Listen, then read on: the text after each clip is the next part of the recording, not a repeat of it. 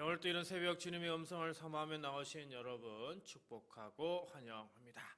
오늘부터 마지막 31일까지 요한계시록 말씀을 읽고 묵상하게 됩니다.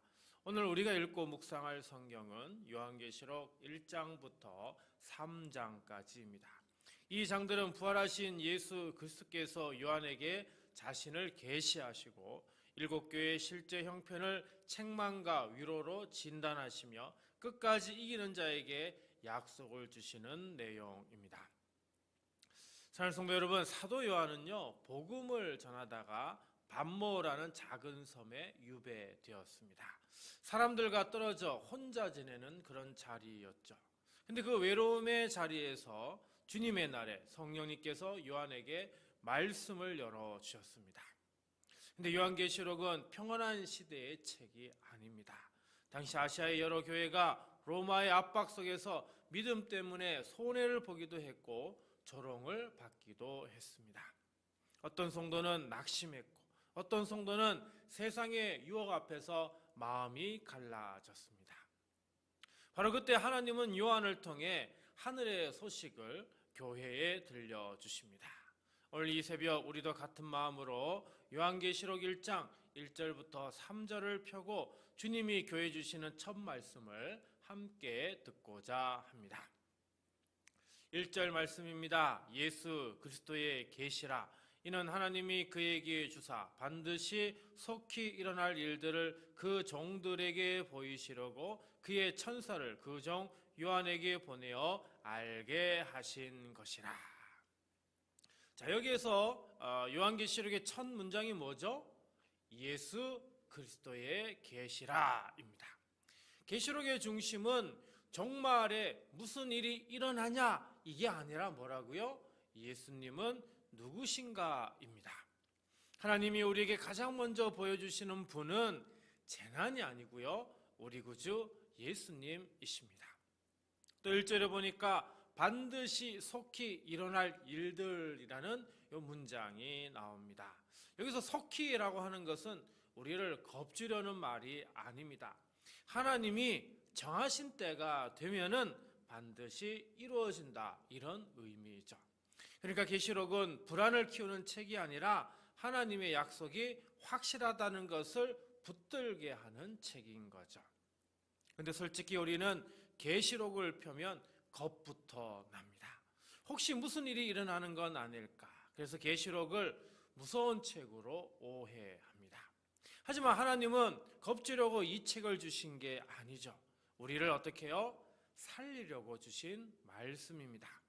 1절 끝에 보면은 보이시려고 라는 말이 있습니다. 하나님은 지금도 교회를 향해 보라고 말씀하고 계시죠. 1절에서 중요한 단어는 바로 계시라고 하는 단어입니다.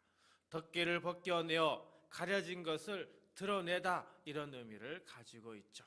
하나님은 우리의 눈앞에 낀 덮개를 벗겨주시는 분이십니다. 그러니까 계시록은 무서운 예언이 아니라 가려진 현실 속에서 예수님이 누구신지, 하나님이 지금도 일하고 계신지, 그리고 우리 인생과 역사의 결론이 어디로 가는지를 보여주는 책입니다. 주님, 제 눈의 덮개를 벗겨주소서. 염려와 피곤과 사람의 말에 가려져 예수님이 흐릿할 때가 많습니다. 오늘 예수님을 먼저 보게 하시고 문제보다 크신 주님을 바라보게 하소서. 우리 주님께서 우리 모두에게 덮개를 벗겨 보여주시는 그 은혜를 주시기를 간절히 기도드립니다. 2절은요, 이 책의 성격을 한마디로 정리해 줍니다. 요한은 하나님의 말씀과 예수 그리스도의 증거 곧 자기가 본 것을 다 증언하였느니라. 자, 여기서 중요한 단어는 바로 증언이라고 하는 단어입니다.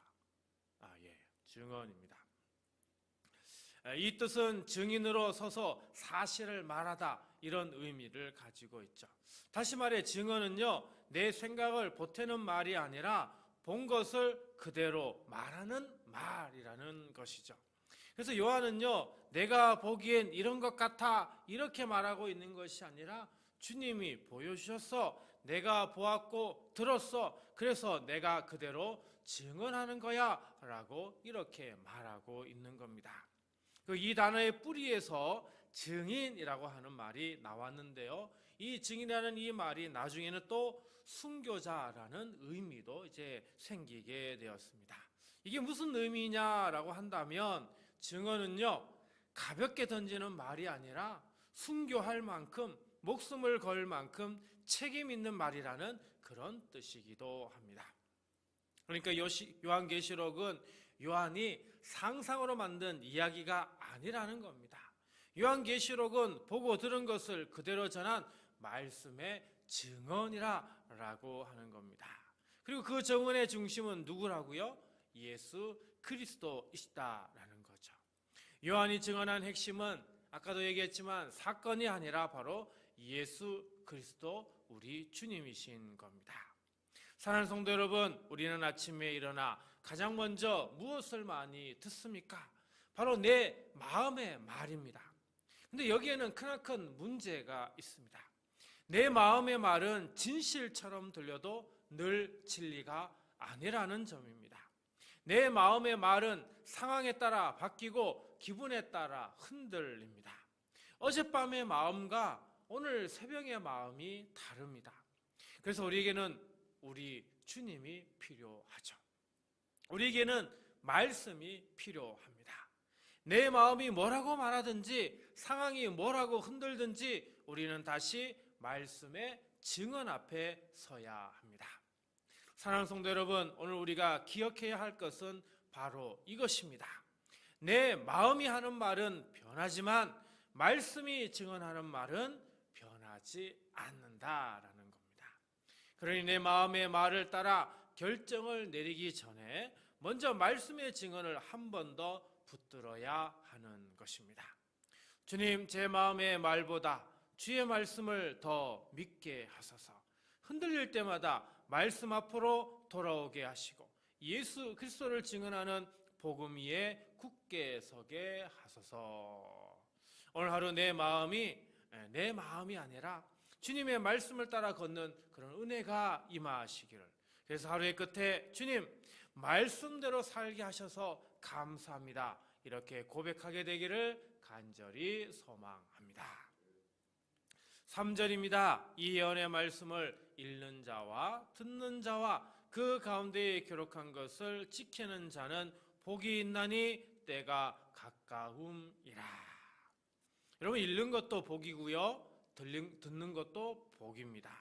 근데 3절이 강조하는 건 뭡니까? 기록한 것을 지키는 자가 복이 있다는 겁니다. 여러분, 성경은요, 읽기만 해도 복이다라고 말하는 게 아닙니다. 말씀은 좋은 말로 끝나지 않고 어떻게 해요? 삶으로 이어질 때 이게 진정한 복이 된다는 겁니다. 읽고 그리고 듣고는 은혜 받았다 이렇게 끝나면 하루가 달라지지 않습니다. 그러나 읽고 그리고 듣고 그런 다음에 지키기 시작하면 어떻게 해요? 하루가 달라지는 거죠. 신앙이 그저 감동에서 끝나는 것이 아니라 삶으로 내려와야 한다라는 겁니다. 여기서 지키다라고 하는 동사가 있습니다. 단순히 규칙을 지킨다는 그런 의미만이 아닙니다. 말씀을 듣고 좋다 하고 끝내는 사람이 아니라 어떻게 해요? 말씀이 마음에서 새어나가지 않도록 붙들고 하루의 선택 속에서 실천으로 옮기는 것을 의미합니다. 사랑하는 성도 여러분, 새벽에 받은 은혜는 감정으로만 남기에는 너무나 아깝습니다. 새벽이 힘이 되려면 어떻게 해요? 지킴으로 내려와야 합니다. 근데 결단이 거창하면 우린 부담이 됩니다. 이번 주부터 완전히 달라지겠습니다 하면 이거는 부담이 너무 커지게 되죠. 하지만 작고 분명한 한 가지를 지키겠다고 한다면 우리는 하루를 바꿀 수 있습니다. 하나님, 먼저 입술을 지켜주십시오. 불평이 올라올 때 감사의 말 한마디로 바꾸어 주십시오. 하나님, 관계를 지켜주십시오. 상처 주는 말 대신 부드러운 말 한 번 더 하도록 하게 하여 주옵소서. 이렇게 하나가 지켜진다면 틀림없이 우리의 하루가 달라지게 될 것입니다. 하루가 달라지면 한 주가 바뀌고 또 한 달이 바뀌고 결국 우리 인생이 바뀔 수 있는 겁니다. 사랑하는 성도 여러분, 주님이 원하시는 복은 많이 아는 복이 아니라 어떻게 해요? 지키는 복입니다. 주님이 원하시는 복은 말씀을 붙들고 지키는 사람에게 주어지는 복입니다.